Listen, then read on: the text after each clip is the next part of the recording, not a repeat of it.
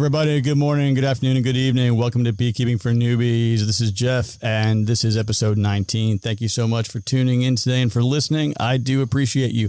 As always, if you have any questions or anything I can help out with, just feel free to drop me an email at jeff@beekeepingfornewbies.com. So I'm coming to you live tonight from the apiary here. This is a wild and crazy Saturday night. You have no idea just how crazy it's getting out here in the woods at the apiary. Yeah, that's about what it sounds like. Not a whole lot going on, but my goal here is to get this podcast out tonight, have it published by about midnight, 1 a.m., so that on the way back from wherever you are tonight at the pub or a friend's place or whatever it might be, you can listen on the way home. And then if you forget when you wake up the next day, you can listen again so I can get double credit. No, I'm just kidding. Thank you so much for listening. I appreciate it. However you're doing it and however you're making it happen, I definitely appreciate you. Got lots of things coming up in the next couple of weeks and episodes.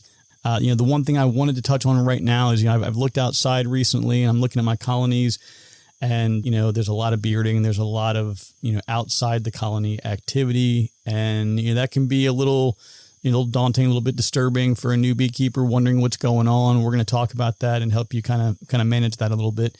Before we jump in, I just wanted to hit on a couple personal updates.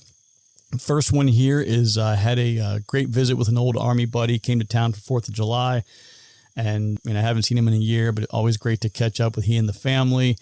Did a little trip up to Cape Charles, saw a parade, fireworks, went to a little cider place up there called Busky Cider. Good folks, had some fun there.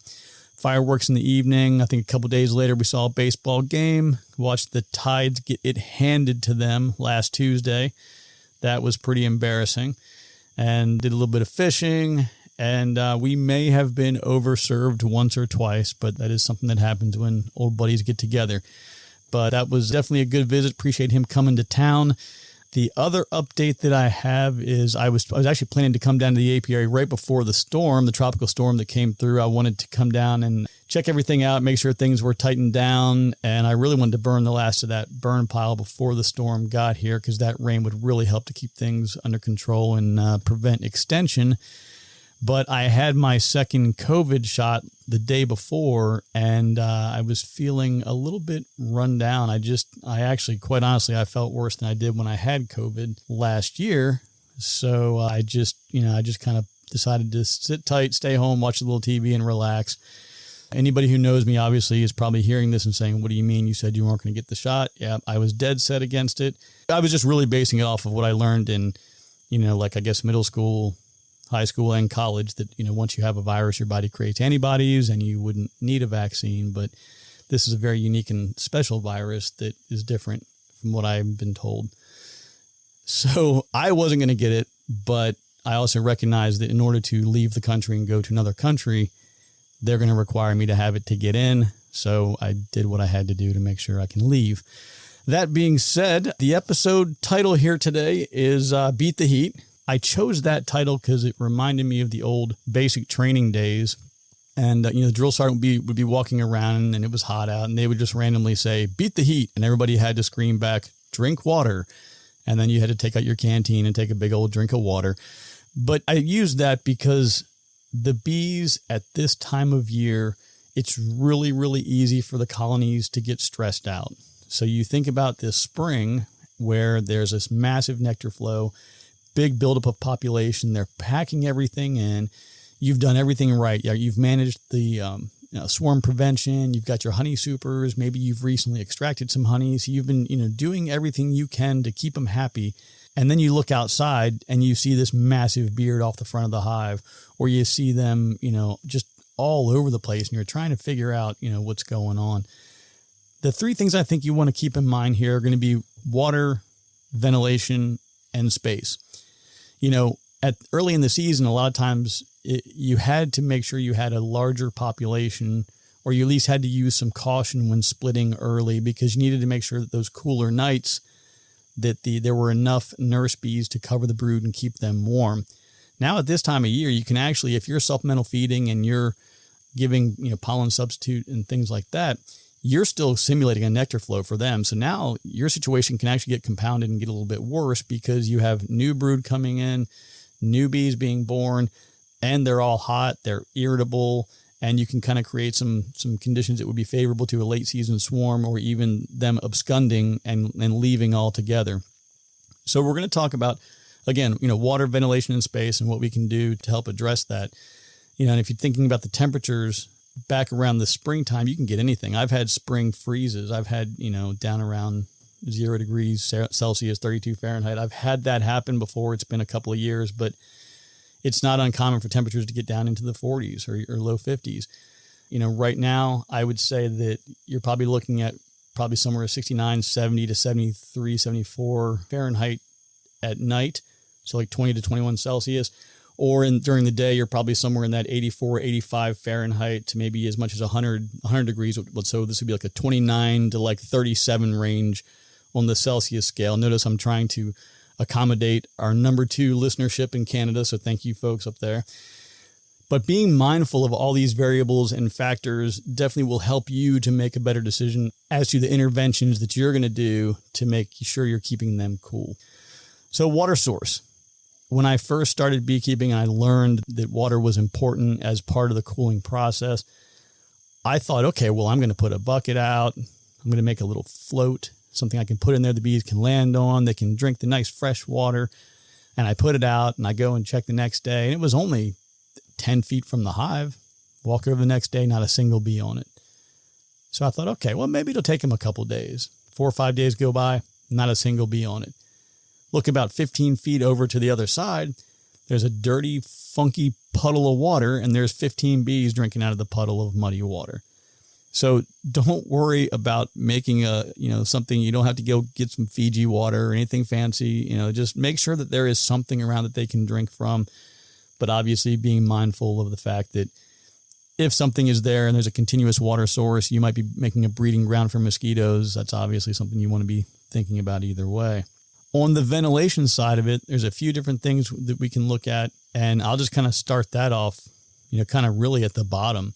If you consider what a hive would look like or a traditional colony would look like in a tree, you don't have vented bottom boards. You don't have, holes cut in the sides for ventilation. They have to just find ways to ventilate the hive themselves. They have to find ways to position themselves and fan and do all these things on their own based on the natural contours of the tree that they're in.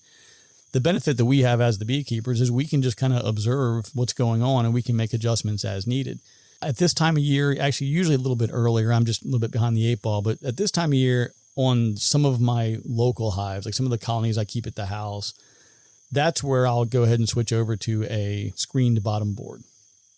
Now, with the screen bottom boards, if you buy one commercially, they're going to have a set of rails underneath of them. There's a couple of things you can do with the rails. One of them is you can actually, I haven't done this myself, but I know some people who have put a light coating of some oil on there. And then the idea would be that if mites were to fall all the way through the hive and somehow make it down to the screen bottom board and land on this board that has these grids on them, you can count the number of them that land within a certain grid and estimate how many mites are in the hive. I don't do that. I don't use that. I don't think it's accurate. I just don't think it's the best way to do things. But what a lot of folks also do is they'll leave the screen bottom board there year round and they'll insert a piece of like thin wood or something that covers that entire space in the colder season. And that way they don't have to swap out solid bottom boards and screen bottom boards back and forth. Whatever works for you, whatever style works best for you, go with it. I mean, if there's a little bit of a crack somewhere and there's some air coming through, the bees are pretty good about going through and filling some propolis in there and taking care of that. I just, for the couple that I have around the house, I just go ahead and just swap bottom boards and screened bottom boards back and forth as the season changes. So I usually get them in around, mid to late June on the screen bottom board, and then I switch over to the solid bottom board in September, and I'm done. Now, another thing to keep in mind is how you're positioning these boards, whether you're using a stand or whether they're down on the ground, or maybe you're using center blocks. As air is flowing by, as a breeze is blowing by, having air coming from underneath as well can certainly help to provide some ventilation. If you have them really low to the ground, or maybe there's some kind of a stand that goes all the way around but doesn't allow air to flow underneath, that could make things a little bit warmer inside the colony. But by implementing other measures within that hive, you can still obtain the same result of allowing them to more effectively cool the hive. Working your way up from there, if you want to create additional ventilation in a single hive body, you can certainly drill a hole and put some hardware cloth over that hole, staple it in place to add a little bit more airflow. The one kind of cautionary note, and it's really probably not even that big of a deal, but keeping in mind that if you have a smaller, potentially weaker colony and that scent of that honey that might be stored is out there blowing through the wind, it may potentially attract those who want to rob or others who might be interested in seeing what's going on within that colony. Is it going to make a big difference? Probably not, right? But the approach that I really do like is the vented top cover. I've been using these for years. I primarily started using them to overwinter. I know I've brought it up before, but I've primarily used them to overwinter, and they've made a big difference, which I'm going to talk about in the overwintering episode coming up here shortly. But they are also great for providing ventilation in the summertime. Now, if you want to make your own, absolutely, it's a piece of cake. You can put a couple of holes, maybe 2 holes in the front, 2 holes in the back, 3 on each side. You can make more, you can make less. It really doesn't matter. But what you're trying to do is create holes for ventilation, cover them with, number 8 hardware cloth, give a little bit of a space buffer in there to allow that hotter air to kind of rise up and disperse. And that will make a significant difference. Now, the last thing in this category here is going to be space. I mentioned about space. If you open the colony, and of course you've walked up, you see tons of bees outside. You open up the hive components and you're going through doing an inspection and you just see bees all over.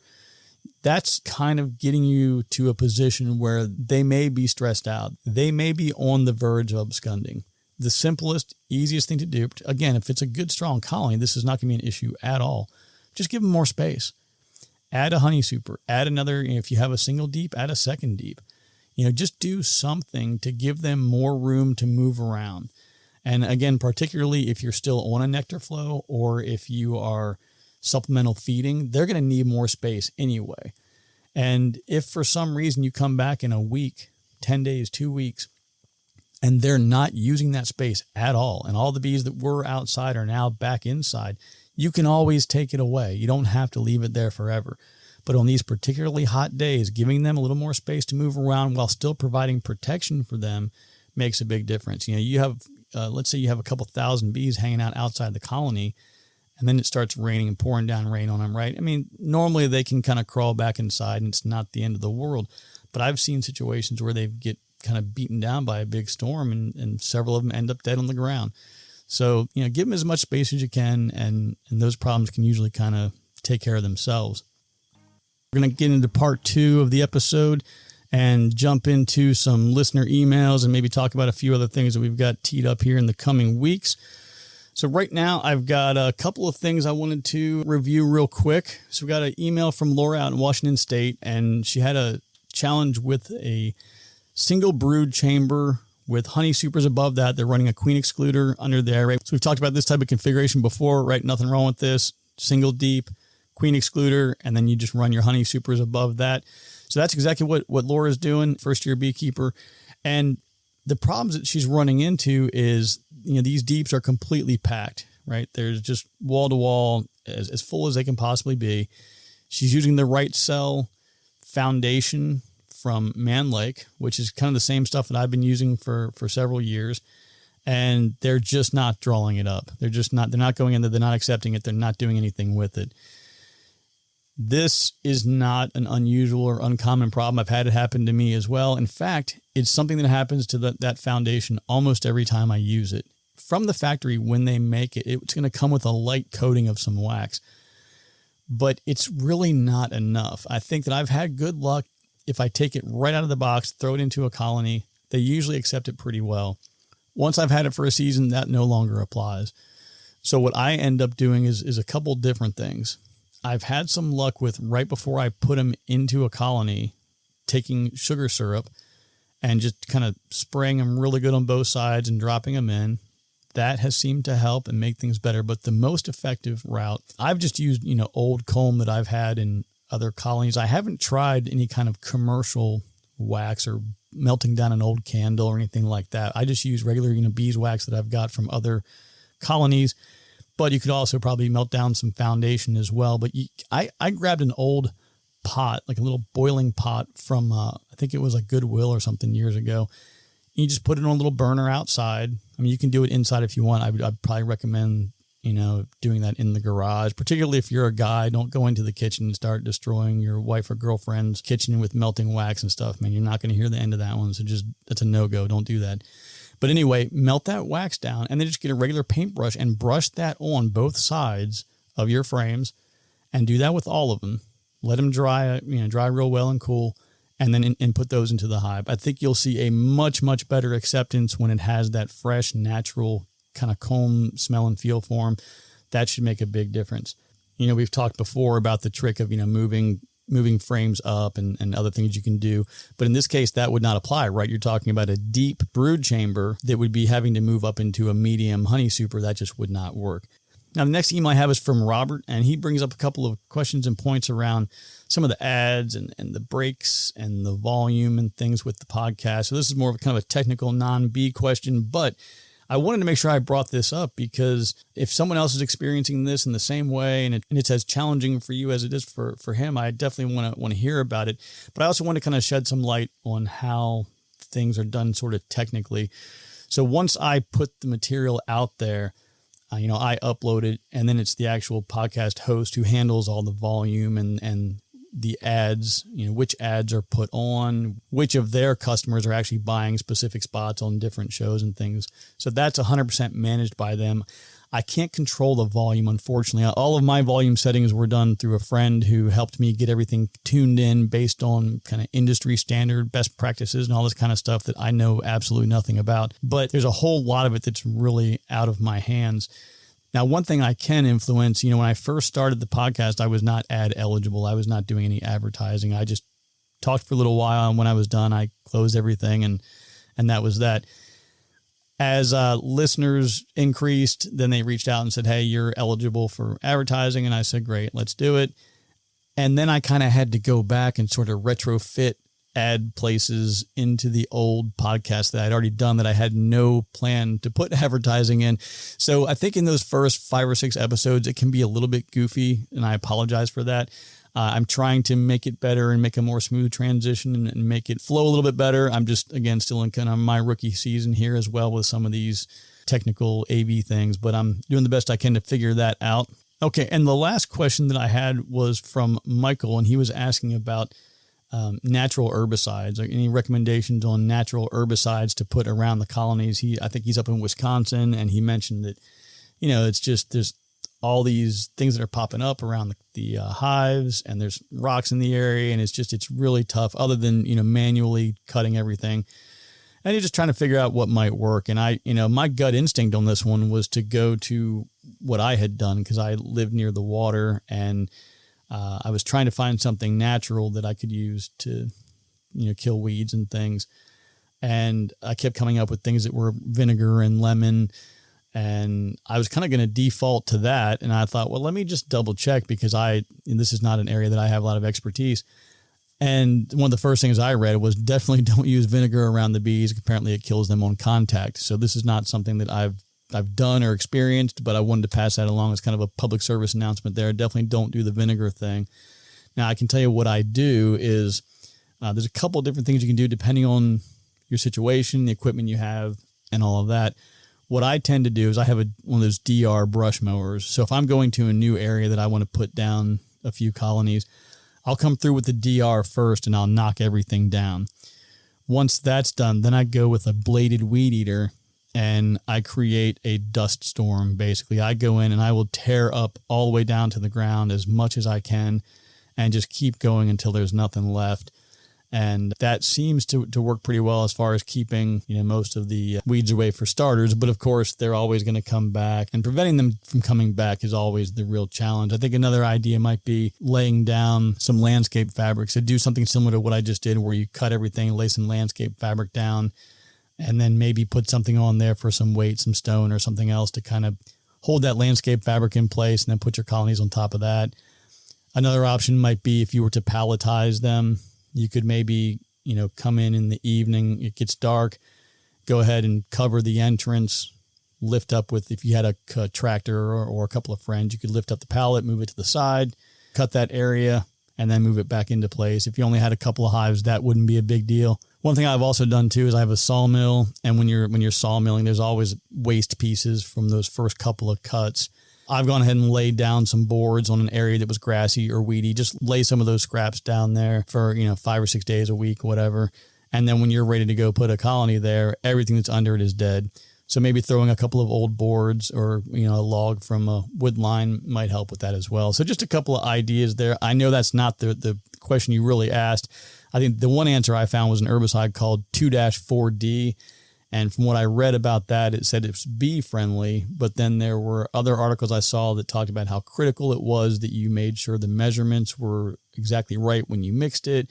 And they were talking about some other potential harmful things there. So I can't really kind of advocate that. I would definitely say you may want to do some more research on that one. Unfortunately, I just don't have a lot of exposure or experience in kind of this space. Like I said, the things I do work pretty well, but they are still a manual process. I'm going to go ahead and wrap things up for the night here. It is still a little hotter than I'd like it to be, and it would be nice to fire up that generator for a little bit and get some air conditioning going and try to get a good night's sleep. But I am still going to try and get the next episode out for you by next weekend, next Friday, Saturday time frame. There's a couple of questions that had come up a while back that I didn't get to that I really want to, but I wanted to take some more time with it. And one of them was mated queen introduction. So if you have a mated queen, what's the best way to introduce her into a colony? I want to talk about that. And I've also got winterizing and winterization of the colonies is definitely a hot topic that has been coming up in multiple emails and discussions I've had with folks. So I want to get that rolling along as well. And the other question that I've seen pop up and something I think is worth talking about is combining weak hives, or if you have queenless colonies, that you have these bees that are just hanging out, but they don't have a queen. What do you do? That's on the list too. And another thing that I wanted to talk about is something that I've been thinking about, and I'm going to float this one out there and see what you all think about this. But, I enjoy being on the road. I enjoy traveling and getting out and seeing things, doing different things. I got a couple of trips I've got planned to go see some friends throughout the country and different places over the next couple of years. And I was thinking about the idea of maybe dropping by, and if somebody's got something going on and they wanted to show me a colony or two, they wanted to have me jump in and do a couple of inspections with them, maybe even be interviewed on the podcast with me and talk about what they're doing and how they're doing it. Just something I'm kind of thinking about brainstorming right now as a fun thing to do. So if somebody's interested in that, I would say the two primary areas that you won't see me will be like New England or the West Coast. But anything kind of in between, I would say somewhere from Virginia up through the Midwest, up into Michigan, Wisconsin, North Dakota, South Dakota, Montana, Idaho, anywhere in those areas. Those are kind of places I've got buddies I'd like to see and places I'd like to go. I'd like to get up to Glacier National Park and do some fly fishing. So if anybody's in those areas and you're like, hey, man, I wouldn't mind having you drop by and help me do an inspection and talk some bee stuff with me or whatever, let me know, because I'm just kind of thinking about maybe going on some kind of a tour next spring or next summer sometime, or I don't know. We'll figure something out. Anyway, I'm going to wrap things up and call it a night. I hope everybody had a great 4th of July and the rest of your summer's going well. If you have any questions, as always, hit me up, Jeff at beekeepingfornewbies.com, and we'll look forward to talking to you again here next week. Take care, everybody.